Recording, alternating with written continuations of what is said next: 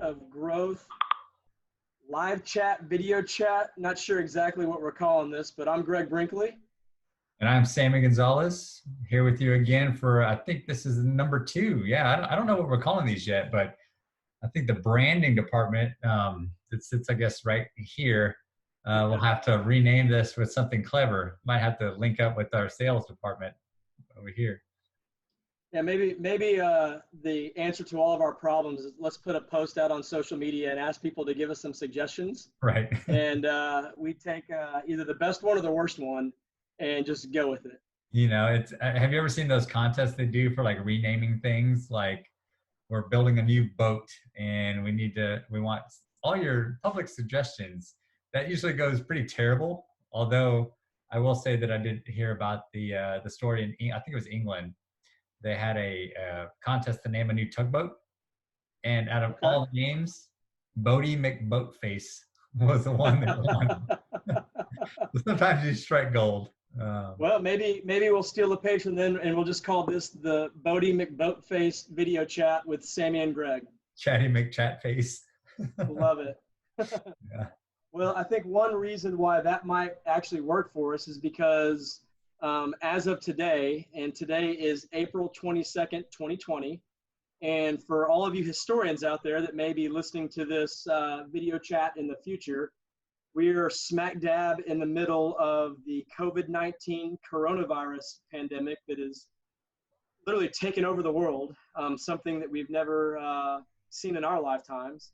And as a result, a great many of us in the United States and around the world are sheltering in place. We are, I know it's technically not quarantined at home, but that's kind of the term that we've applied to it.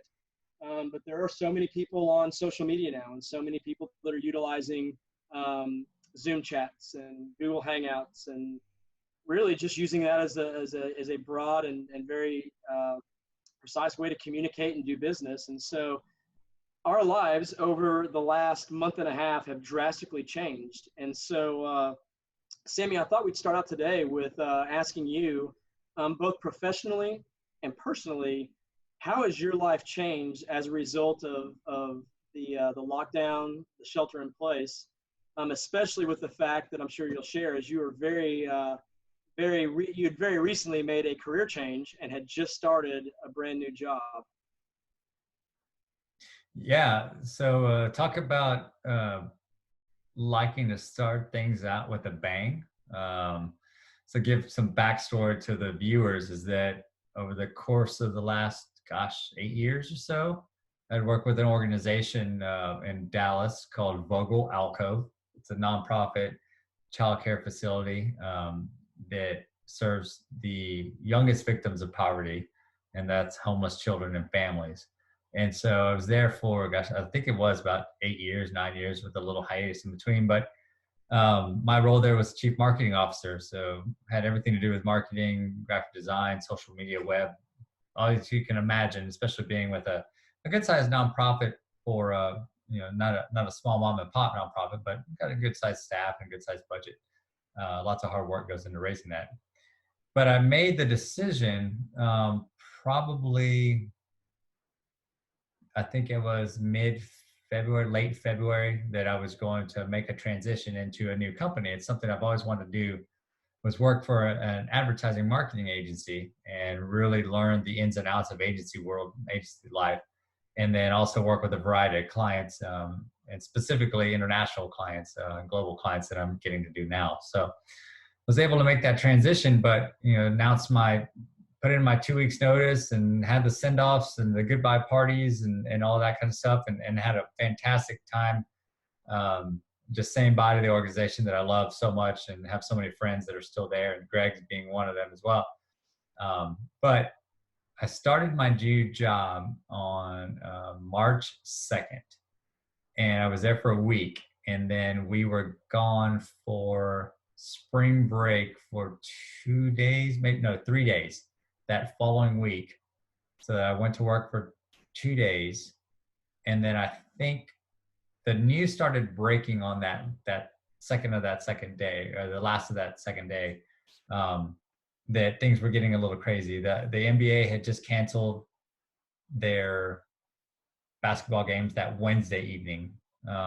So this Friday we had a major presentation. We're sitting through all of it, and it's like news is coming out that everything's being shut down. NCAA tournaments shutting down. Like everything's just stopping. And it's like the world was literally stopping around us. And here I am, 7 days into a new job at a client, and just thinking like, what is going on? Like, one, am I gonna have a new job? But two, are people okay? Like, what's happening? So anyway, I was told that following Tuesday, like, okay, everyone has to work from home.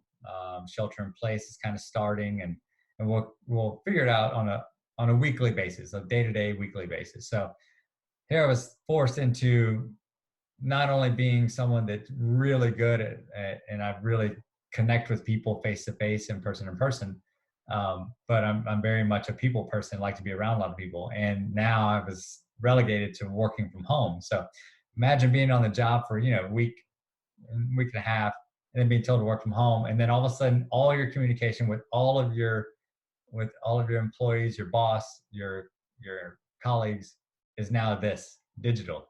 And most of the time, not even on video still. Like, we do video chats, but still it's just picking up the phone or, conference calls and that kind of stuff too. So yeah, quite the transition. My running joke is that, like, I like to make an entrance, and I sure did. So from a professional standpoint, I think one of the things that's been the biggest shakeup is just not necessarily getting to read the body language and connect with my employees and my colleagues and my bosses as much as I would like to.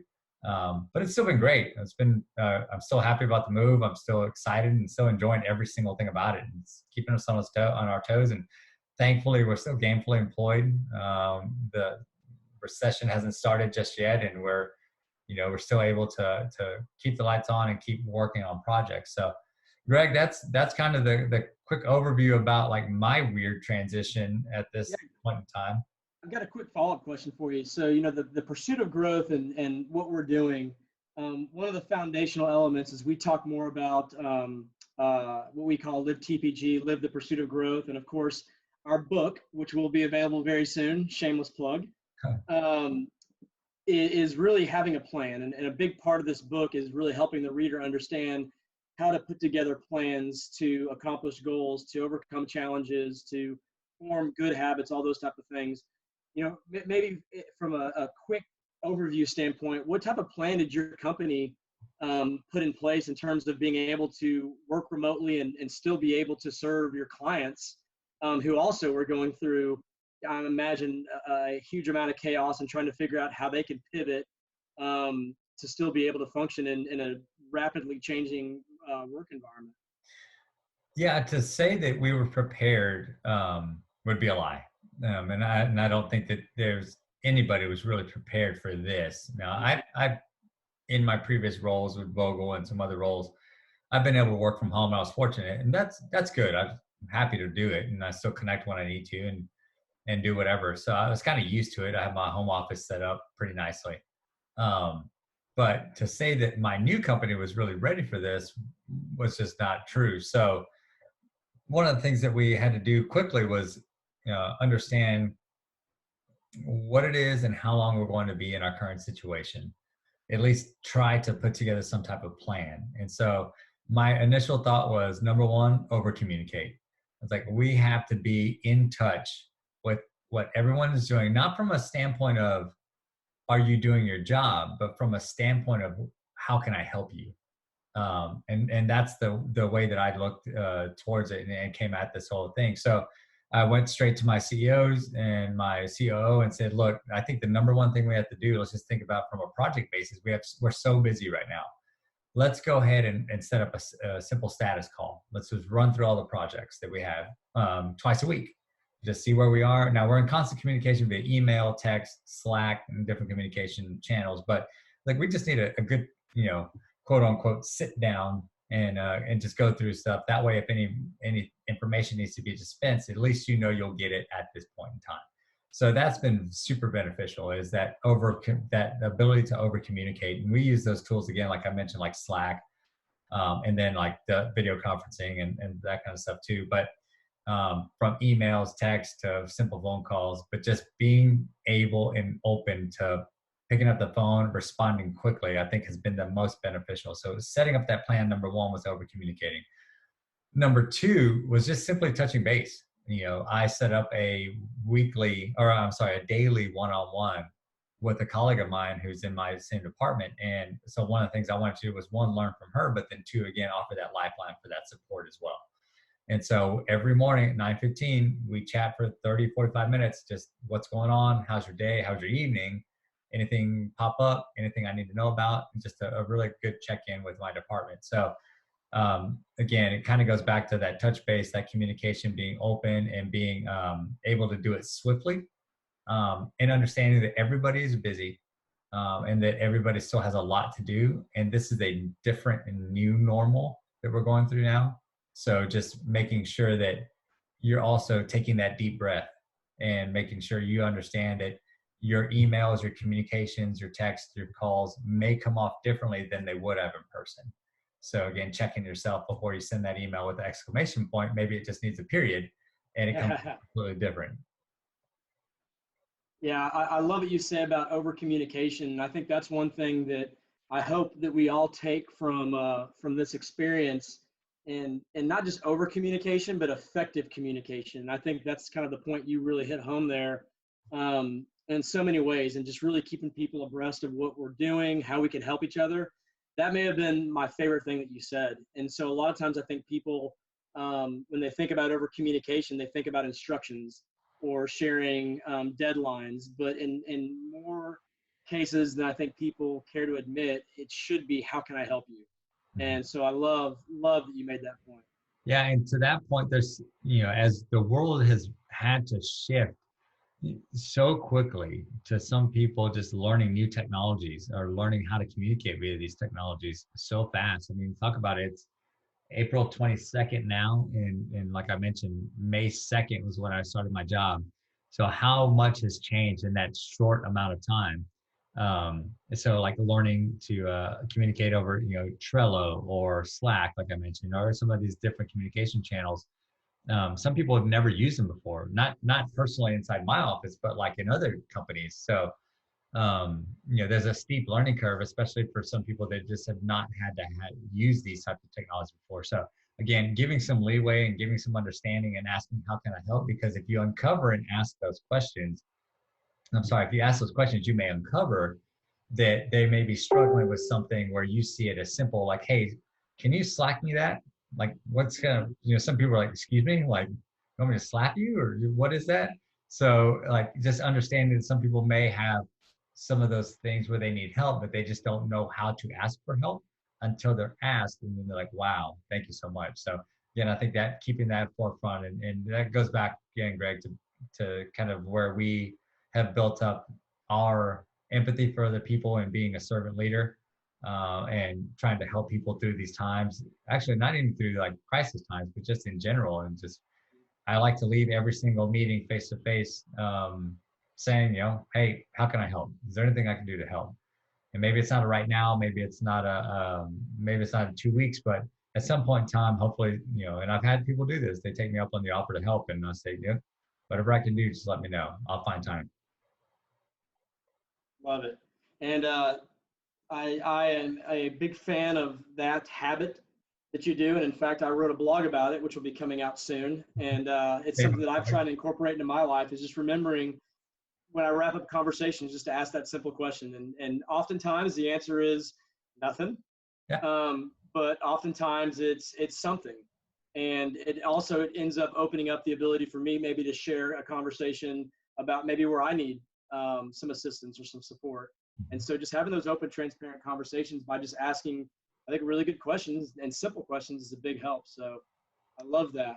So I want to go ahead and turn that question over to you real quick, is because you did not change jobs. You're still in that same place, but I would say that, knowing from what we've discussed, your role has completely changed. So tell the audience a little bit about what you do and how some things have changed here in this our new state of normal. Yeah, it's been a roller coaster ride and an incredible experience through a very, very big challenge and crisis. You mentioned earlier that we both and I still do work for Vogel Alcove, which is a child care and development facility, again, for homeless kids and homeless families. And we have a facility that's located, in essence, in downtown Dallas. And on a given day, we have about 200 kids that are in the facility, ranging from small babies, 5 to 6 weeks of age, on up to school-age kids in fifth grade. And so each age group has a curriculum, developmental work that we do, therapies, health and wellness services. We have programs for their parents to help them, whether it's find job readiness, career advancement, financial literacy. It's a very comprehensive program that ultimately we say takes a two-generational approach, working both the kids and the family unit to break the cycle of poverty and get these families to a place where they're out of homelessness, they're self-sufficient, and they're independent. And in fact, on any given day at Vogel Alcove, about 50% of our families are living in housing or apartments. So we have successfully moved those families from the emergency shelters and the domestic violence centers into the places where they're living now. And there's a ton of work that goes into that process and a ton of time to get there. The other 50% of our families are in the shelters or the domestic violence centers. And so we're working with them through their journey of helping them get to that point where the other 50% of our families are. Well, when COVID-19 hit, and of course everything shut down, one of the segments of our population that we were most concerned about was the group of families that were in the apartments and in the housing. Because those families typically lost their jobs, were furloughed, and are staying in very, very small areas and still in poverty, with lack of access to medication, lack of access to food, lack of access to basic supplies, toiletries, disinfectant sprays, just regular household items. And so when this all went down, one of the first things that we did in terms of our plan was we actually closed down our childcare facility, our development facility, to start asking, how can we even start putting together a strategic plan, being that we don't know what we don't know. But in hindsight, I think we made a really, really valuable move. And that's the first thing we did is we actually started calling all of our parents and just asking them, how are you? What do you need? What are your most, what are the biggest ways that we can help you? And so it goes back to your point of over communicating and really just asking, how can we help? And it was humbling to hear the fear, the uncertainty that our families had, thinking they were going to fall right back into homelessness. How are we going to pay rent? How are we going to pay our bills? How are we going to buy food? And so we immediately started asking, how can we address all of those items?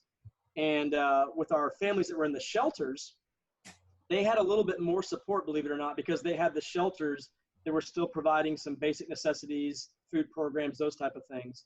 So our first phase was to focus on our families outside of the shelters. And we actually started a program called Vogel Eats. And through Vogel Eats, we actually started preparing breakfast and lunch in our kitchen on site at Vogel Alcove. And then our staff actually loaded up our cars and went out and delivered almost 1,500 meals the first week to our families.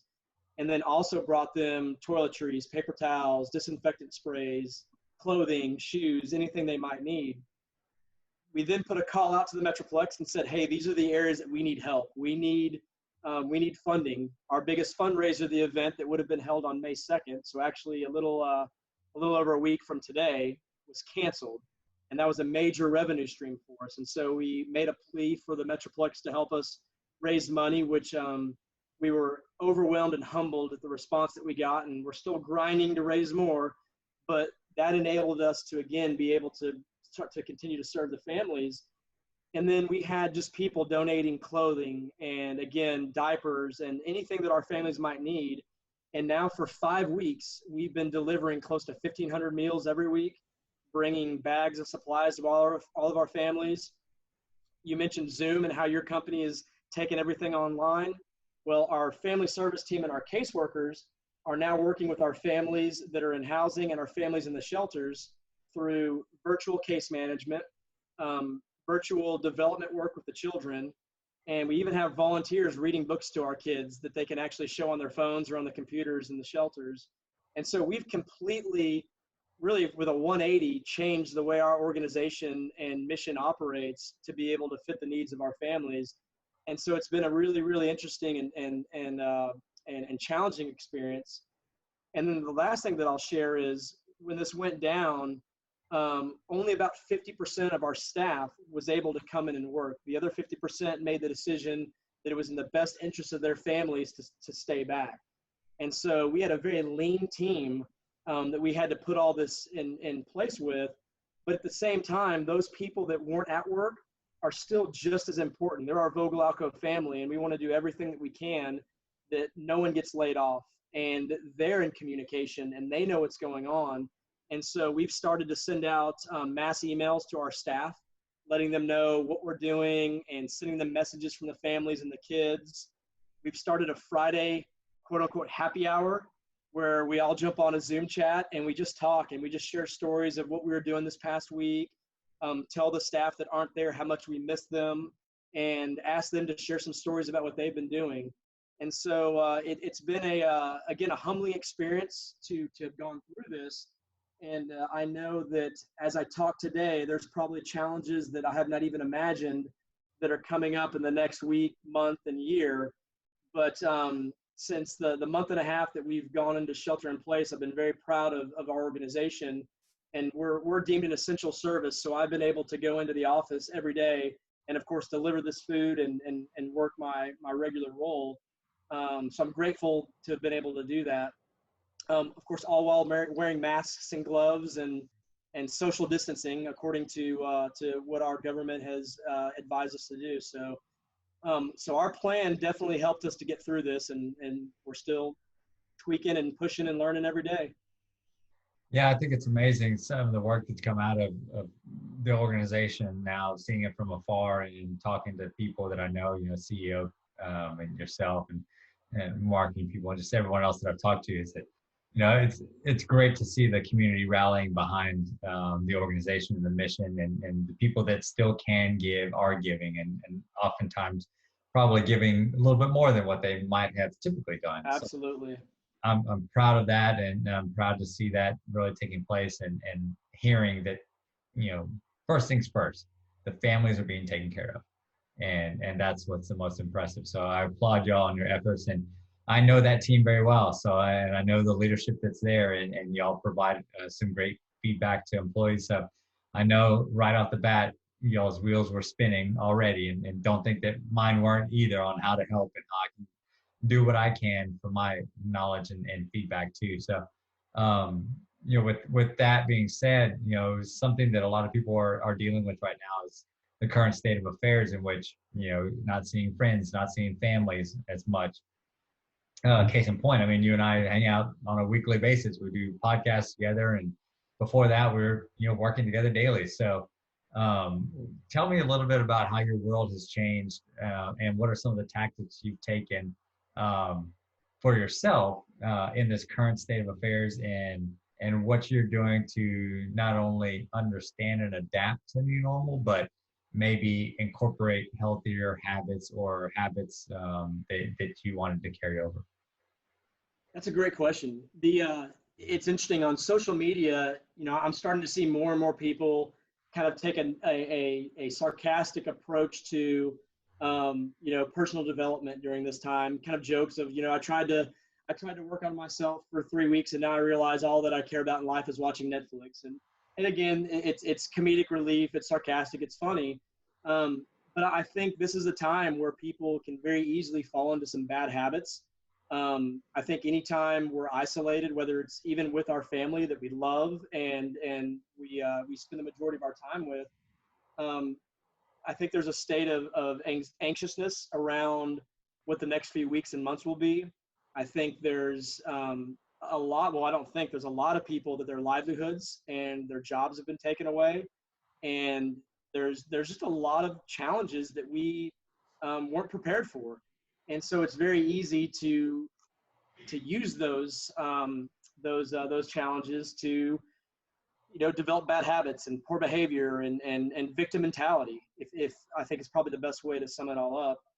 And so one of the things that I realized about myself when this first started going down is I realized that things were going to change, and this is an opportunity for me to change with it and to be adaptive to change. And again, it kind of goes with planning. And I'm such a big planner now in every aspect of my life that I ask myself, um, what do I know is going to happen? And so one of the things that I knew would happen is I'm going to lose touch with a lot of my close relationships in terms of physical encounters. I'm not going to be able to meet people for coffee or lunch or go see my niece and nephew or hang out with my brother and sister-in-law, or spend time with you, Sammy.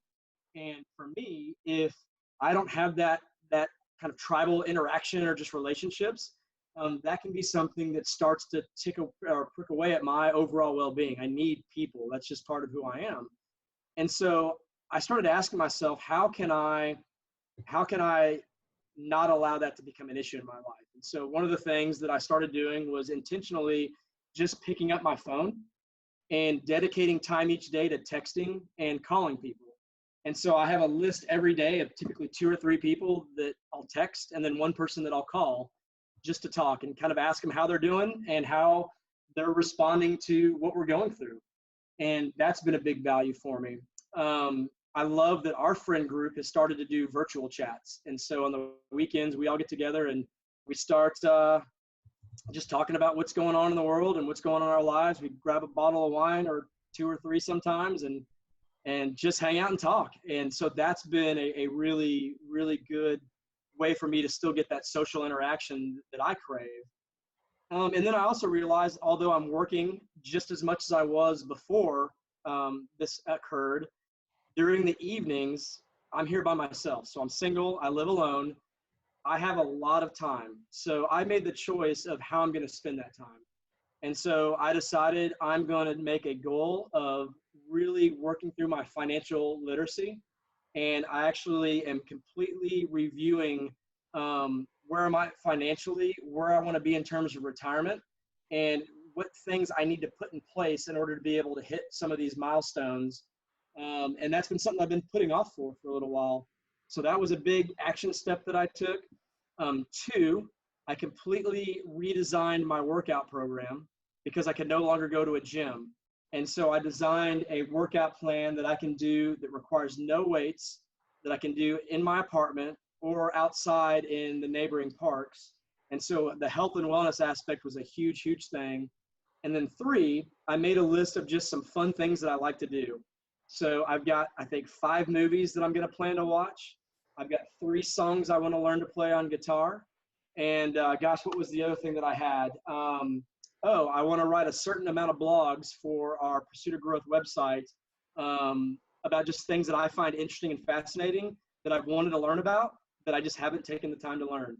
And so to sum all that up is I want to keep myself intentionally occupied with things that I enjoy, things that I feel like are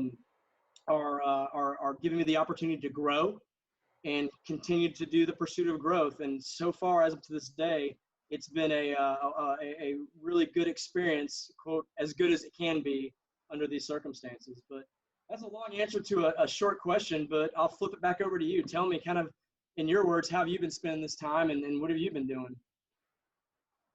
Yeah, that was a great answer too. I think it showcased a lot of what the pursuit of growth is and why it's so important to incorporate it into your life. It's not only having a lifestyle in which you're pursuing growth and opportunity that you see, but having the mindset and shift to say, this is not happening to me, this is happening around me. And so having that little bit of mental mind frame, mental shift, I think is key. So my situation is a little bit differently, little bit different. So I was married, have a wife and 2 young kids. And so we're facing some of the challenges that we have are schooling. Schools are closed, and they're still doing e-learning and stuff like that. But with a 5-year-old and a 3-year-old, they're still learning to read. These are formative years. So understanding how to be a teacher, which is probably the hardest job in the entire world. And not only from a standpoint of getting someone to understand what you're trying to teach when you didn't create the lesson plan, but then number 2 is, it takes a special kind of person to be a teacher. And Right. I think teachers should make, $100 billion an hour, because I know it is a tough, tough job, and it's a thankless job most of the time. So with that, making sure that the kids are still learning, that's my biggest thing was, how do we make sure that kids are still learning? My wife's the same. She's the one that's been able to really to understand and take the 5-year-old and be able to work her through the lesson plans and be able to work her through all some of the different courses and lectures and things that she has. Whereas she's actually 4 now. I'm staying in my lane, being a creative professional. We focus mostly on colors and shapes, and some different easy math problems. But one of the things that's been an adjustment is that carving out time to make sure we get schoolwork done is key for us as a family. So I've adjusted my schedule, but that's taken some planning, it's taken some understanding, and it's also taken a lot of preparedness, especially preparing the day before, getting ready for the next day, I think is a key thing. Um, I talk a lot about self-awareness.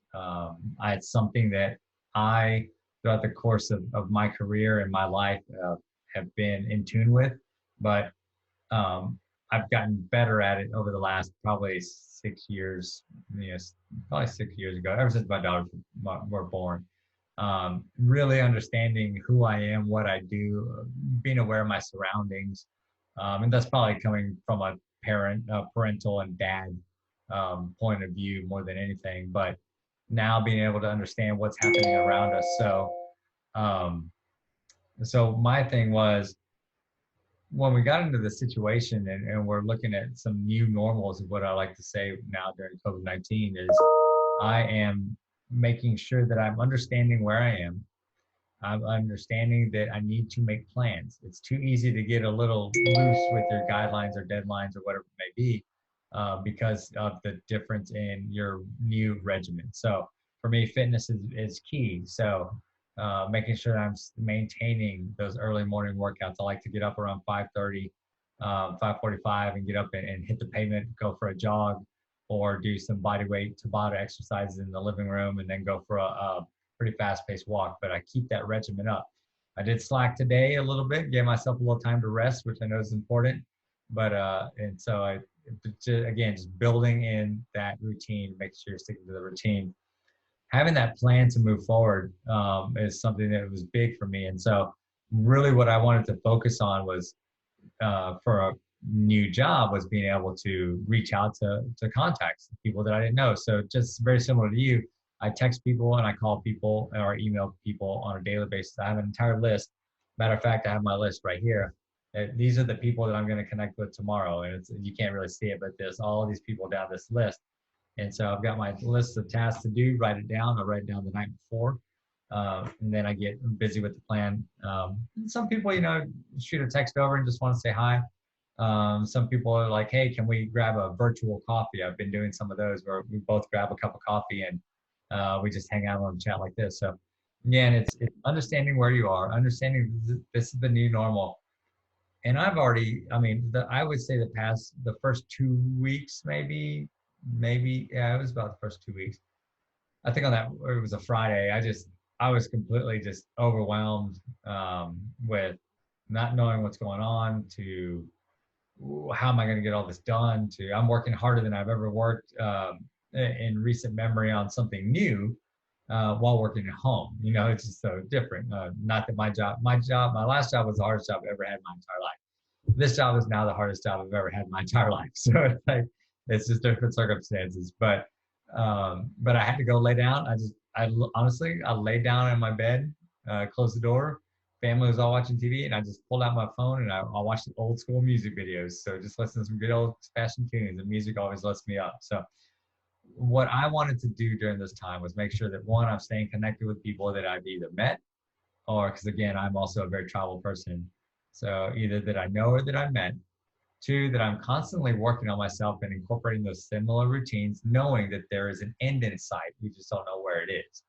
And then number three is being able to incorporate some of the new things, some of the things that I'm learning, some of the things that I'm seeing, and wanting to make sure that I plan for that too, with the kids, making sure that they're all set and stable and not driving me too crazy. I've got some gray hairs that are showing in the beard, and it's probably all because of them. But something I wanted to tell people was, one of my favorite authors, Daniel Pink. He wrote a fantastic book called When, When. But he sent out a tweet, and you can find it. His Twitter handle is um, at Daniel Pink, Pink. But it was 20. Let's see, I'm reading the title here. I apologize. Um, where is it? 20 questions to ask instead of how are you doing right now? And I thought that was interesting because I was like, those are good questions and prompts. So I'll just read a few just as I'm skimming. How are you taking care of yourself today? What surprising things have you been stocking up on that isn't toilet paper? Because there is a great toilet paper crisis now. What habit have you started or broken during the quarantine? Let's see. Even some 9 questions for taking things a step further. So which member of your family or friend group have you been thinking about the most during this time and why? So, I mean, it's just a great long list that you can find on, he tweeted about it on, let me see the day so that people can find it. On April 20th is the day he tweeted this, and I thought it was fantastic. So, again, understanding where you are, understanding that there's an endpoint, and what are you going to do now to plan and set yourself up for this next new normal or whatever we're doing. And I think that's some of the key takeaways I want people to understand is we're getting through this. We're going to continue to adjust, and don't think that you have to be normal. Adjust and adapt as you go along. Yeah, I've actually heard people start the conversation of they hope we don't go back to normal. Let's go back to something better. Yeah. And I like that optimism. I like that thought process of, well, while we do want to have things that we love and that were very important to us come back to be able to experience and enjoy again, we have an opportunity, I think, to create a new normal. And I think a lot of that starts with ourselves and our personal development. And I think I speak for you, Sammy, when we talk about how excited we are to release this book, because in essence, this book has been something that we've written and worked on for the past 3 years. It's called The Pursuit of Growth, which, really it's a lifelong commitment to enhance your life by working in the important areas of life, the key areas of life. And so we go through explaining what those areas are, and then we actually provide suggestions and direction on some ideas to spark your own creativity, your own ideas of how you can grow, and then we provide the plan on how you can do it. And I think that's what makes this book so unique, and I hope it's going to be so successful for people, because this plan that we talk about is something that you and I have used in our lives for many years now. And it's the old adage of, well, if it works for me, it can work for anybody. And that is the absolute truth. And so I love the comments that you made, Sammy, and I find it interesting that we both had different ways of saying it. But we really are really working on some of the very, very similar same things. And I think that's why you and I really gelled in coming up with this concept in this book. And I'm just very excited to share it with people and share this lifestyle through the podcast, through our blog, through our personal interactions, through coaching, speaking, you name it. And I think this is the type of attitude that you and I really want to encourage and influence people to take on, to focus on. And it's like you said originally, it's having that plan and it's writing it down. And the last thing that I'll say is we also talk a lot about people should have intention. Like, take time to find out what you need to be intentionally doing. And you do that by actually developing, researching, and writing down the right plan. And if you want to know more about how to do that, you can buy the Pursuit of Growth book, coming to stores across the world very soon, or more likely than not, on our website and our Facebook page. Yeah, I love it. And I love the shameless plugs. I'm all for them. So I think so far we've highlighted the fact that we have a book for sale. We have a website. We have a podcast. We have a blog. And we have social media. And so that's the whole community. There's more than that coming too. So, and you can find all that at livetpg.com. That's right. It's our new website. Still a little under construction, making some final adjustments to it too, but believe us, like, it's a labor of love, and we appreciate all the help and support we've received to make this happen.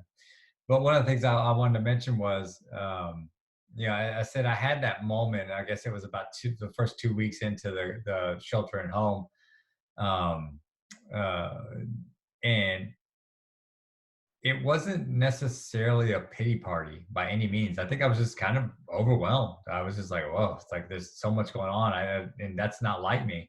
I was super anxious. I just had too much, you know. But on the other side of that was optimism. And so at that moment, after I listened to those music videos, got in a better state of mind, just relaxed and took my mind off of all of my angst, I realized something. It's like, this is going to pass, and it's better to prepare now than to wait and then start to figure out how to prepare when it's all over or when it's new normal. But I agree with you. I hope we go to this new normal. I like everything that I'm seeing. Went for long walks, get outside more, being around the family a little bit more, even though they can drive you crazy. Cooking more at home, not going out to eat as much, not spending a lot of money, saving some money. That's all part of those things that we talk about inside the book and inside the plan. And when you mentioned that, like being intentional and writing things down, this is literally a framework. It's an actionable manual. Like my favorite part about this book is that you can use it daily. So you can go in. Matter of fact, you can see my makeshift bookmark here is about some of the stuff I was reading about today. And I helped write the book, and I'm still looking back and reading it. So it's a great opportunity for people to take something and put it to action, put some plans in action, and start small. But we're excited to be able to share this with people and excited to be able to do it. And this is the whole reason why we're doing this chat, is because number one, if you do need help with something, no matter what it is, reach out to us. You can find us, go to our website, you can email us from there, go to our LinkedIn, our YouTube, our Facebook, our Twitter, our Instagram channels for Live TPG is typically what the handle is. Or reach out directly to Sammy at livetpg.com or Greg at livetpg.com.